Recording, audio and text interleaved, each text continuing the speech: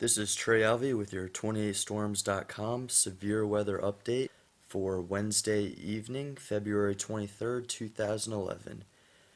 We have a lot to talk about, including a severe weather event that's on the tables for tomorrow across much of the Mid-South, so let's get right down to it.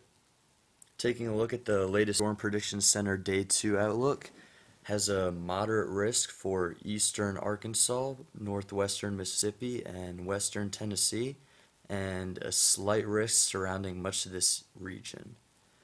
And the SPC has included pretty strong wording in this outlook. I can give a quick example. By Thursday evening, it appears that there will be a window of opportunity for the development of conditions favorable for one or two strong tornadoes and strong damaging winds, particularly across parts of southern and eastern Arkansas into parts of northern Mississippi and western Tennessee. So clearly the Storm Prediction Center feels the need to pull the trigger, and they're certainly seeing a lot of signs that are pointing to a significant severe weather event for tomorrow. Taking a look at our GFS run, this is the 18Z run, and this is at the 90-hour time frame. This is actually the second system that will be moving through, but it's going to loop back to the beginning. And this is our low tomorrow developing, and it'll move across this region, across the Ohio River Valley, and up to the northeast. And then this is also the second system that I was talking about for next week, but we won't really have time to discuss that too much today. This is a loop of the 250 millibar chart from the GFS model, and this is for the next 3 to 4 days. And here's our jet streak right here. It's going to help create our first system, and here's our next system that's going to be moving in at the beginning of next week. So we have a very active jet stream, and that's what's going to keep the severe weather active over the next several days. Here's the 500 millibar wind chart, which shows the mid-levels of the atmosphere. And here's our first system moving through. And then here's our next system digging down out west for next week. But with this first system, we're going to be dealing with about 70 to 80, even 90 knot jet streak in here. It's going to help that surface low develop and move northeastward in the day tomorrow. Looking at the 850 millibar low-level winds, you can see we get a very nice low-level jet that develops late in the day tomorrow. So this is certainly going to help out the severe weather aspect of things. Here you can see it right here developing. It really gets going later in the evening further east. However, the instability will be limited in those areas. So based on all the wind fields that I just showed, you can get a very good idea that the wind shear is certainly going to be there for severe storms. So now let's take a look at some other parameters, including lift, instability, and moisture.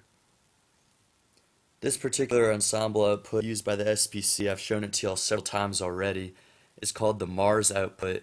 And generally for severe weather, like I usually say, you want to look for values higher than 15 and values higher than 25 for a significant outbreak. And we certainly do have values of 15 here, and in some of these other analogs we have values even up to 35. So in the general area outlined by the Storm Prediction Center, that's where that SPC Mars analog is also showing the threat for severe weather. Now I'm going to show a few instability charts. And this first one here is the GEFS. It's the ensemble mean of the GFS model. And it takes about 20 different models run off the GFS with slightly different variations, and it combines them all together into one mean. And this is showing values of 300 to 600 for tomorrow afternoon across much of Arkansas into western Tennessee and northwestern Mississippi. So while that's not a whole lot of instability, that is more than sufficient for severe weather this time of year. Here's a comparison of GFS model output instability from various runs, and we can generally see that the trend is, if anything, a slight decrease in the predicted instability for tomorrow, but really not changing all that much. So still the thinking is staying about the same, around 500 to 750 joules per kilograms of CAPE. Now this is the WRF, and it's a simulated reflectivity output, and this is for tomorrow evening. we can see that there's definitely some storms ongoing here, and even a possible indication of a few supercellular type storms trying to get organized ahead of the main convective system back here. So it's definitely something we'll have to keep an eye on.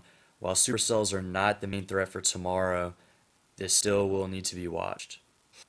Another indice we like to look at is the EHI, and that takes the helicity and instability and combines them into one variable. And generally, you want to look for values higher than 1 for a tornado probability, and then values 2 or greater for significant tornadoes. And we do have a small swath of 1 to 2 right in here. So there is certainly potential for tornadic activity, and while most of it will probably not be significant, there is still the outside chance that there could be 1 or 2 strong tornadoes, like the Storm Prediction Center said. Here's a model sounding output for Little Rock, Arkansas tomorrow afternoon, and the instability is not great. It's very marginal, but it is enough for severe weather. And we certainly do have a lot of shear. You can see the winds veer with height. We have them out of the southwest down near the surface, and then out of the west up here at 250 millibars. So we're getting pretty decent turning with height. However, here in the low levels, we're not getting as great turning. So that may tend to limit the tornadic threat and also may help things to congeal into a squall line quicker rather than more discrete supercellular activity. So right now we're thinking the highest potential will most likely be for damaging winds. The tornado threat is still there, but that will most likely be a secondary threat to the damaging winds. And one more reason why we believe the damaging wind threat will greatly increase in the afternoon and evening hours is because we have the strong dry punch moving in, and that's going to help reinforce the damaging wind threat and really help that squall line to advance eastward. So to sum everything up, there is a moderate risk for severe thunderstorms across portions of eastern Arkansas, western Tennessee, and northwestern Mississippi tomorrow. And the greatest threat will likely be for damaging winds and possibility of a few tornadoes, with 1 or 2 of those maybe being strong. So it's definitely something we'll need to keep an eye on as the afternoon progresses. Stay tuned to 28 Storms as we'll cover this event throughout the day tomorrow.